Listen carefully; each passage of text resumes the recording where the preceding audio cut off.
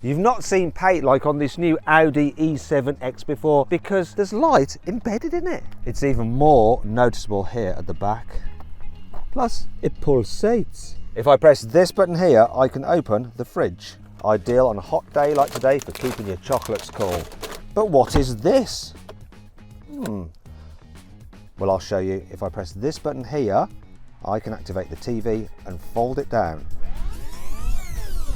Watch all my favourite Chinese shows. However, while all that's quite cool, what's less cool is this feature here, the running boards, because they don't retract like you might expect them to on a premium car like this, and they just get in the way whether you're getting in, out or out. They're at the wrong height. You don't need them for a car that's only this tall. Also, there's no glove box in a car that's supposed to be a family-friendly SUV. It's a bit of an oversight. This is the new Audi E7X, and it's a little bit like a Huawei 5G mobile phone mast because it's packed full of the latest Chinese technology, but we're not allowed to have it in the UK, Europe, or the United States. However, is it really like 5G, i.e. fast? Let's find out. To see just how fast this Chinese Audi is, we're going to compare it to a European Audi. Its equivalent, the Audi Q8. So this has two electric motors, 680 horsepower, 800 newton meters of torque, but he weighs 2.6 tons. That Q8 has a 3-litre V6 diesel with 286 horsepower and 600 newton meters. Slightly lighter though, at under 2.2 tons. However, the biggest difference is the price. You won't believe how little this E7X costs compared with the new Q8. But before we get into that, let's drag race them and time this car from 0 to 60 and over the standing quarter mile. How much quicker will it be than the old dinosaur powered European car? 3, 2, nice start. We were neck and neck off the line, but this is doing electric car things and just pulling. Whoop. Effortlessly quick. Effortless. And that's the victory. The other car is so far behind. Wow. So for a big old lump, this was quick. It had 0 to 60 in 4 seconds and a standing quarter mile in just over 12 seconds. The Q8 accelerated to 60 miles per hour in 6.1 seconds and completed the standing quarter mile in 14.7 seconds. Now I've jumped into the Audi Q8 because we're going to set a benchmark for braking. Maybe that is where the electric car falls down because of the added weight, but let's find out. Full emergency stop from 60 miles an hour. Let's do it. Wow, that's good. 31 meters. Here we go then in the Chinese Audi. Will it be better or will it be worse?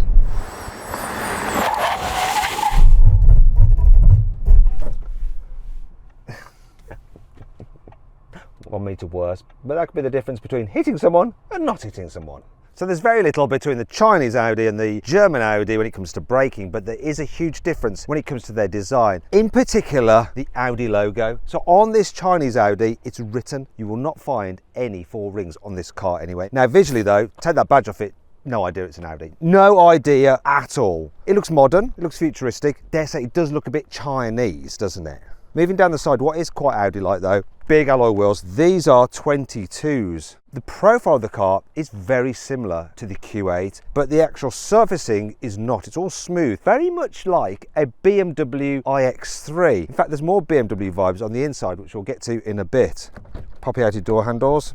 They're not terrible to operate though. Moving to the rear, a bit like the front really, sort of not like an Audi at all. There's not as much going on with the bodywork compared to the European Audi Q8. Similar story inside as well. Let's go take a look, you'll see what I mean. If it didn't have Audi written out on the steering wheel and here on the seats, I'd have no idea this was an Audi product. In fact, there's something of the BMW about it inside. It reminds me a little bit of the BMW M5 I had. Anyhow, quality-wise, it's great.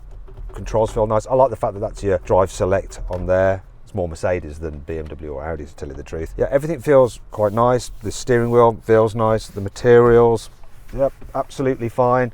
This creaks a little bit, but I did the same to the center console in the Q8 and this is what that's like. So really, no difference. What you do have here though is a massive screen. It's huge. Probably too much screen. Classic screen for the passenger, but you can like swipe through different menus and stuff like that. There's lots of information. You can change the digital driver's display. We have a heads-up display as well. And the door bins, let's see if they'll take a big bottle.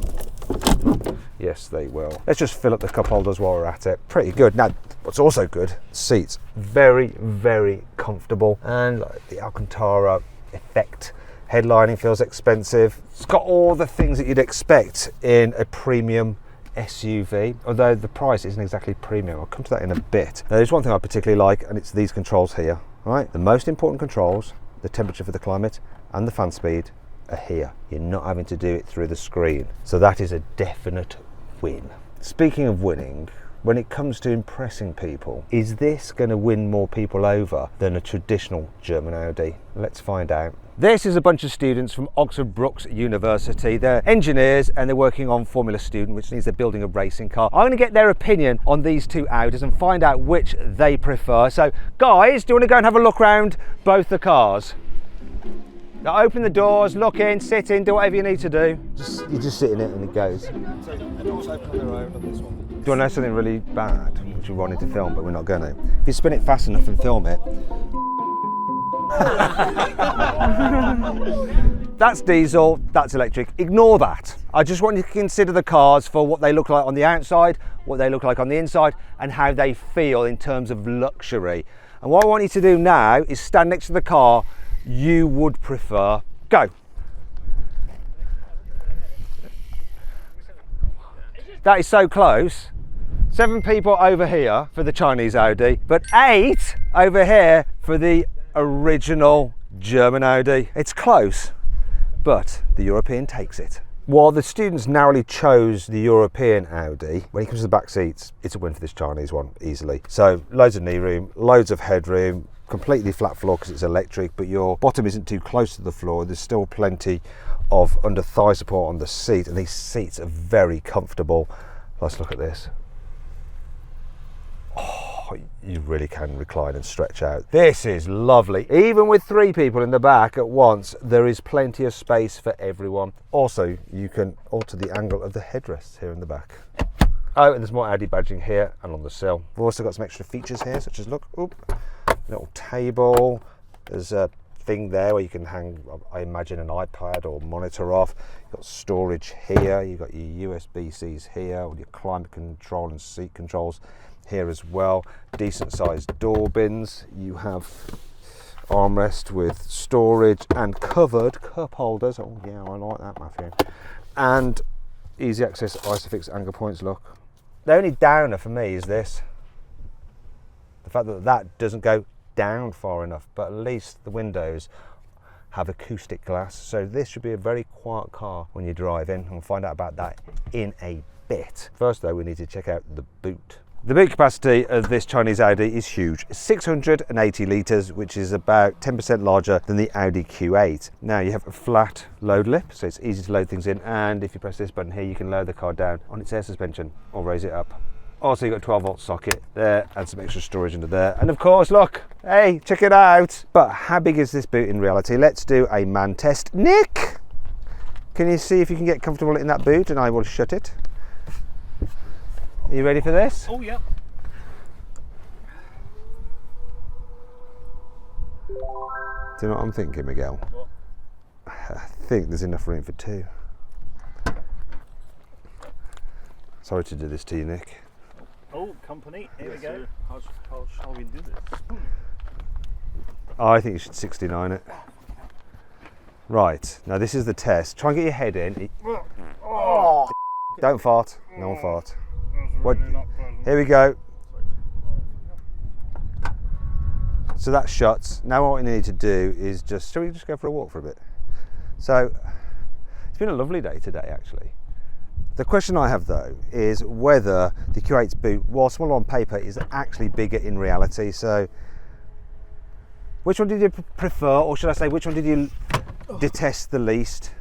This one has a lot of room. This one is better. It's darker but roomier. Okay, well, there you go. That's the people test, and the people have spoken. There is one thing that this doesn't have that does though. The Chinese Audi has a front boot, and it's only fair for me to get into this. Oh God! There. I guess I do fit. It's a decent size, to tell you the truth, for a front boot. But there is a slight issue I do have with another part of this car's practicality. Unlike the Q8, which has 3-way folding rear seats, it's only 2 on this, and the electric operation does take a while. Though there is something I like. If I try and do the other one, I'm going to get this message. 请向前调整前排座椅水平及靠背位置，留出足够空间后再操作。 Because I'm fluent in Mandarin, I understand that she's telling me that I can't fold down that one because the front passenger seat is too far back, that won't fold down properly. Which is a bit annoying. Maybe it should just move that seat forward slightly automatically. And that brings me on to some other annoying things about this car. If you don't have the app for the car on your phone, then you have to use the key card to make it turn on, and you have to place the key card there, which is the same place as the wireless charging pad for your mobile phone, so you then can't use that wireless charging pad. Well, the latest European electric Audis have charging ports on both sides of the car. On this Chinese one, it's only on this side. Then there's the electrically dimming glass roof, which takes ages to dim compared to those on European Audis. Ready? This is what I do. I press this button here and put it on fully dim. 3, 2, 1, go.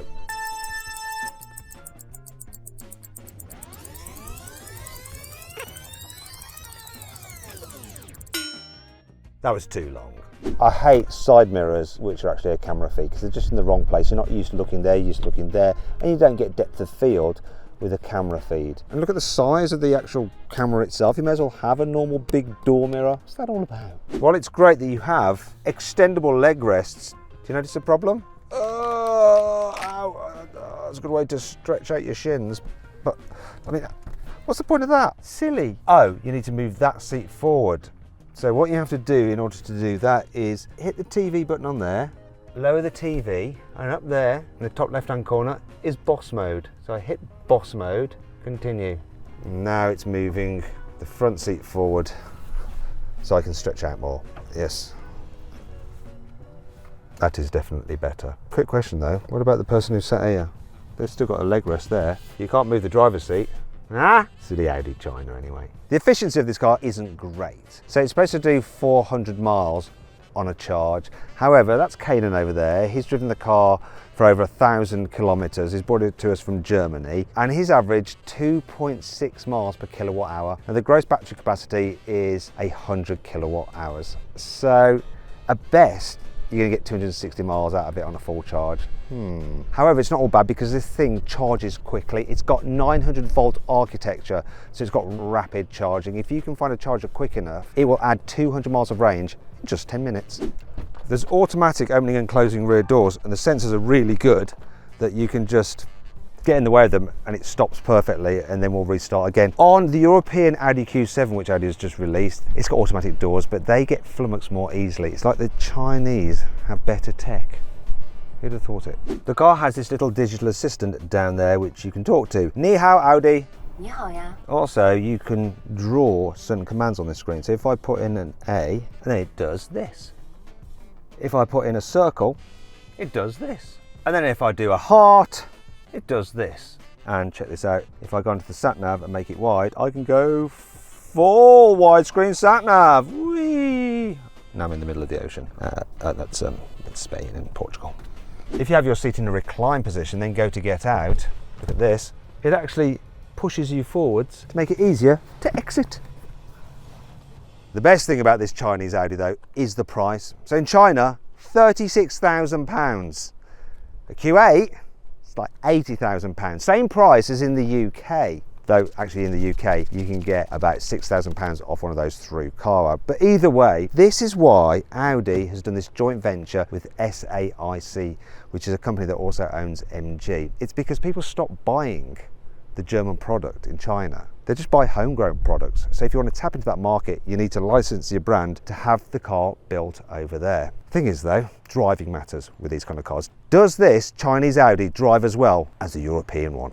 First things first, let's talk about the good things. And one is the turning circle. This car is over 5 meters long. Yeah, the turning circle is just 10.5 meters better than an Audi A1. It's incredible. It's because you've got 7 degrees of steering angle on the rear wheels. Bonkers. Another thing that's great, noise insulation. It's very quiet, this car. When you're cruising along at speed, just whoosh, it's good. And now we've covered those two things, we can get into the things that aren't so good. And the first is the suspension. So it's reasonably soft and compliant, which is fine. But it seems to find bumps all the time, just little jiggly bumps that upset the chassis ever so slightly. Now I just jumped out of the Audi Q8. So I had that as my reference, and jumping into this, while in isolation might be, oh, it's all right, you see what Audi Germany can do and what they're good at. And that is the development of a fine driving automobile. This is a satisfactory driving automobile, but if you're someone who's really into driving, your standard for satisfactory might be higher than the average buyer of this kind of car, and you might end up a bit disappointed because the steering's a little bit, should I say, inconsistent. The braking, once again, little bit grabby. You chuck the car into a corner and it does all right at holding on, but you're never entirely sure that it's going to hold on. You can't fault the performance though in the traction, so put your foot down and it takes off. It absolutely does. But all electric cars do that. What it struggles with is finesse. It doesn't have the finesse of a normal luxury Audi SUV, not one from Germany, or at least Europe. Does that matter though? £36,000 if you're Chinese, £80,000 for the QA.